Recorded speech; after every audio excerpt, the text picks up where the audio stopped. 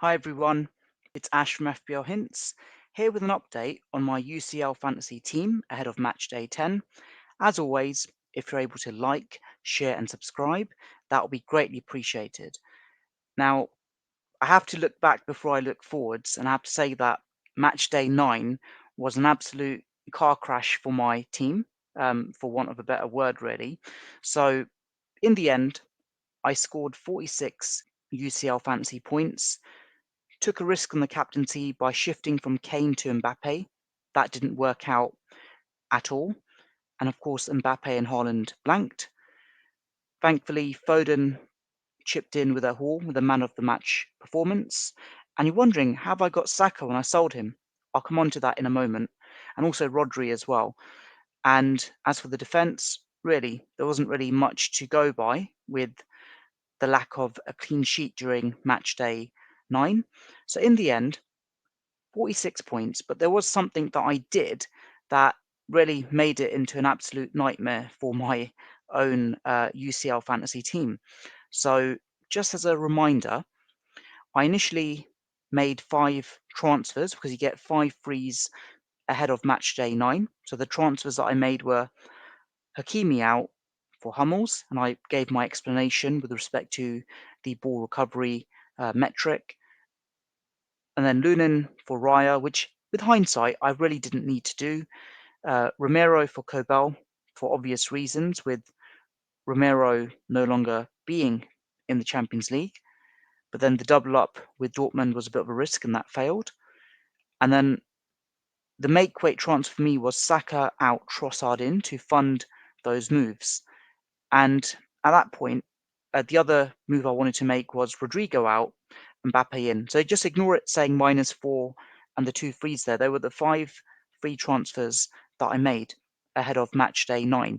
And the mistake that I made was, unlike in FPL, there aren't like price rises or price falls the night before a match day, the exact money to make those moves. So I just decided to activate them. And with hindsight, I probably would have made 4 of those moves and had the flexibility to perhaps have 1 free transfer in the bag.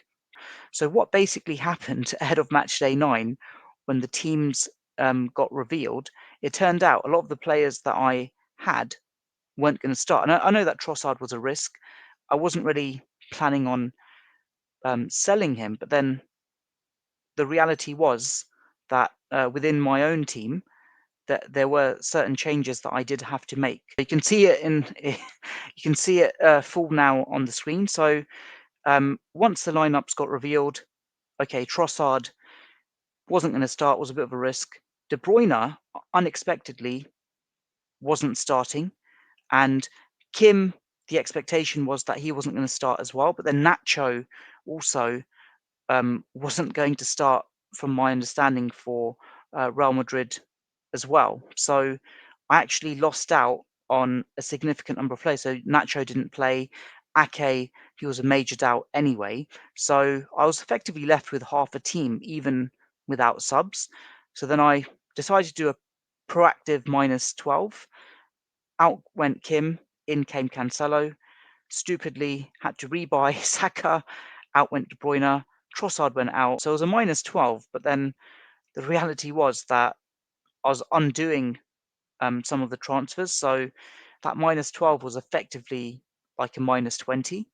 So it wasn't great. With that said, I'll just bring you onto my bus team as it stands.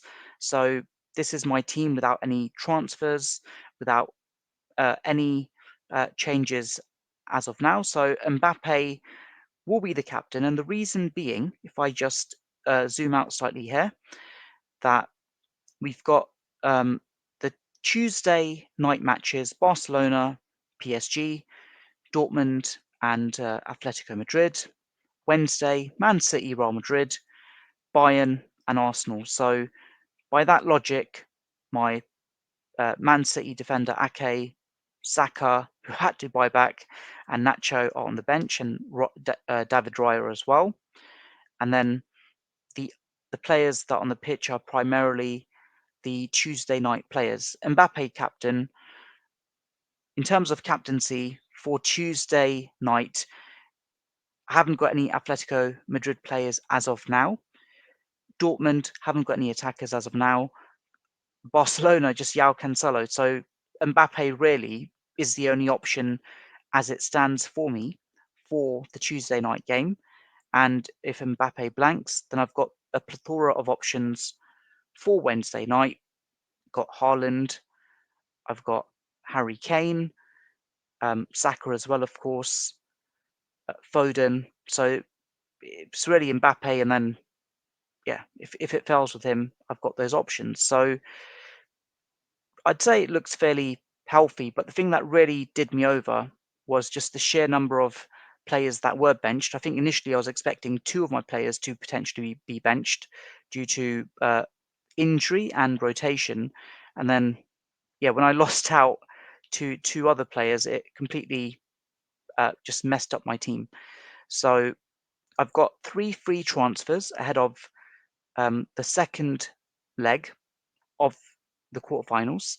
And just before I get into the actual potential move, so that's one lesson I have. I am not going to make my transfers ahead of the deadline the night before. I'll make the transfers once the lineups go live. And I've actually, surprisingly, for the most part, made most of my transfers the night before. It was only during this quarterfinal stage in match day 9 where it really caught up with me and ultimately failed. So it hasn't been bad going, in fairness.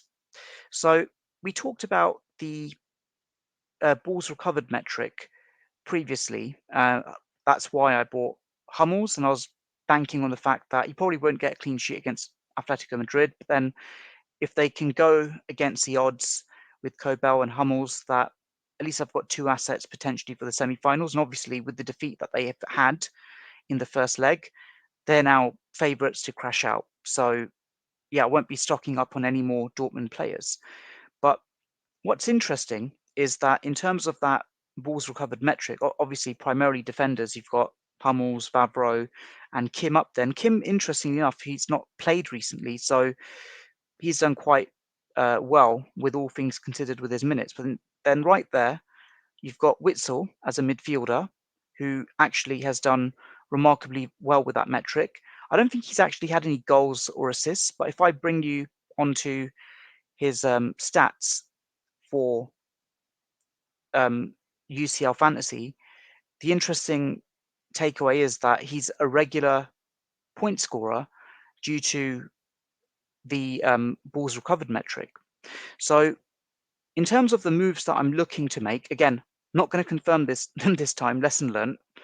The players that I'm going to basically focus on are the players that I think will essentially crash out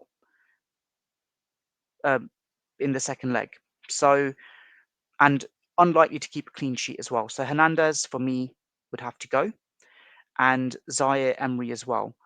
But the other metric actually, which I'll come on to for the teams, which is also significant, and I'm just going to bring this up as well for the club stats,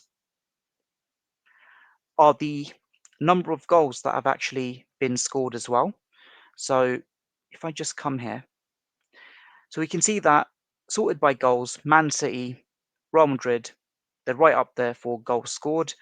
And then you got Atletico Madrid, surprising. Didn't realize that they were right up there as well. And you got Arsenal and Barcelona and Bayern Munich. And then all the way at the bottom, you've got Dortmund.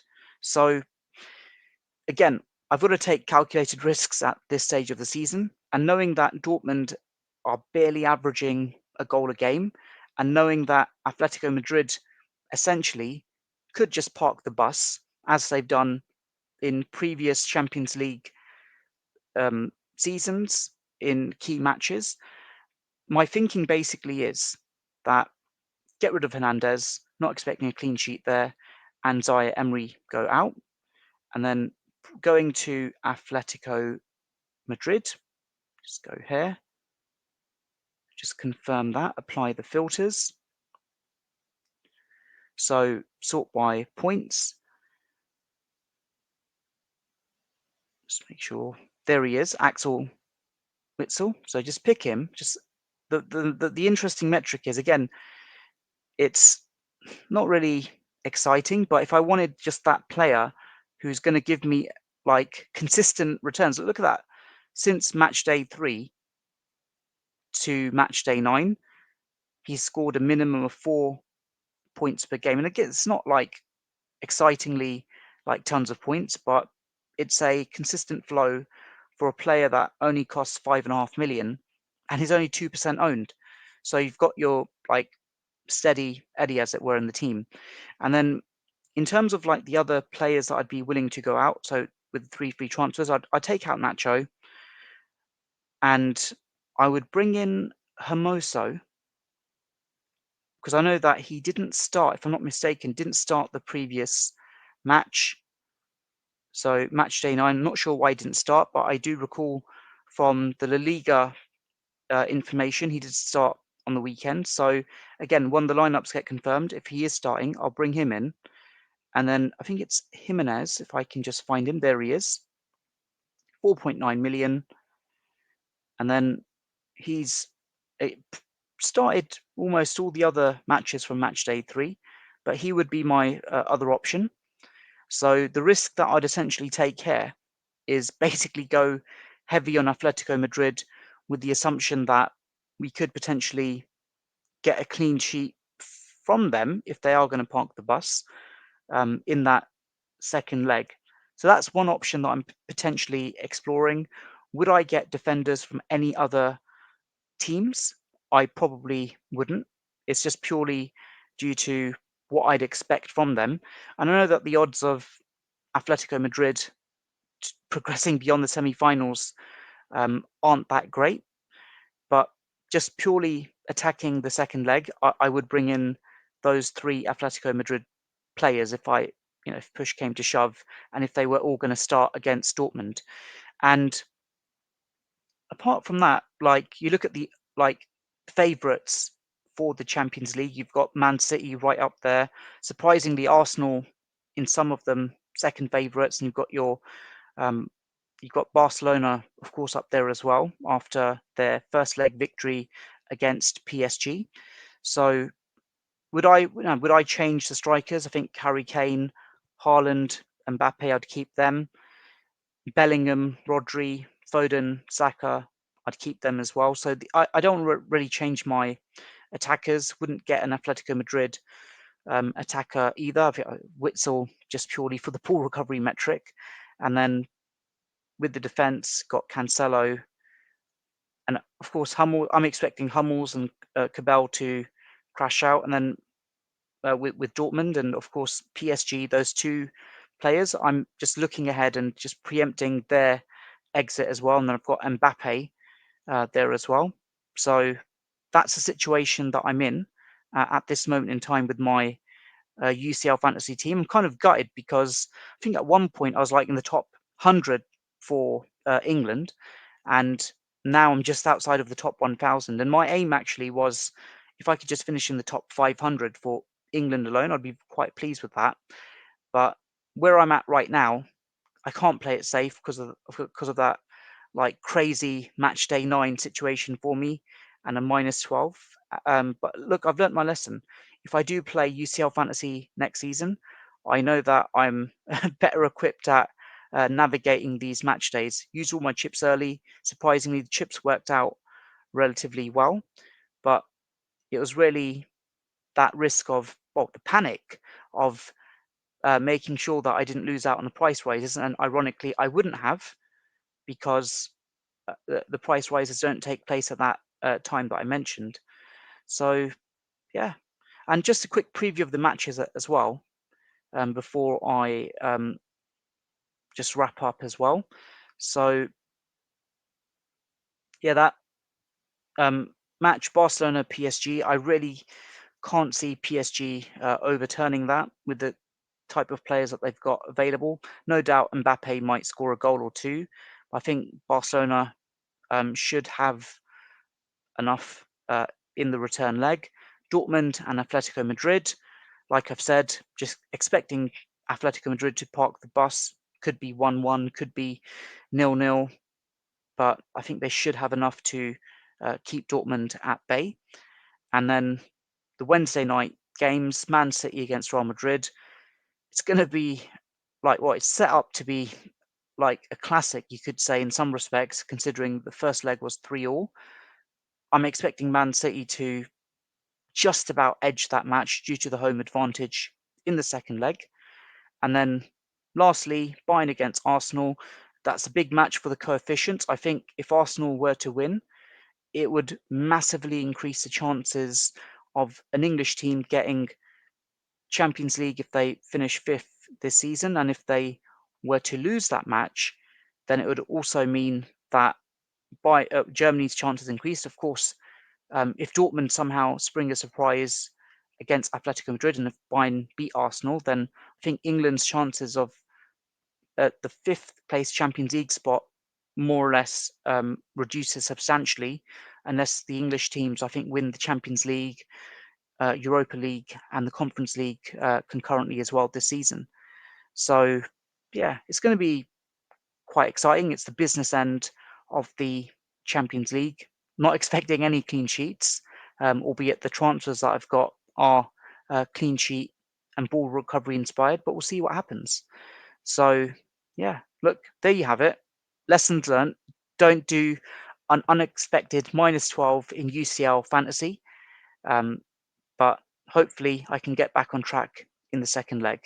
And yep, sorry I've not confirmed the transfers, but I've mentioned the reasons why that's the case.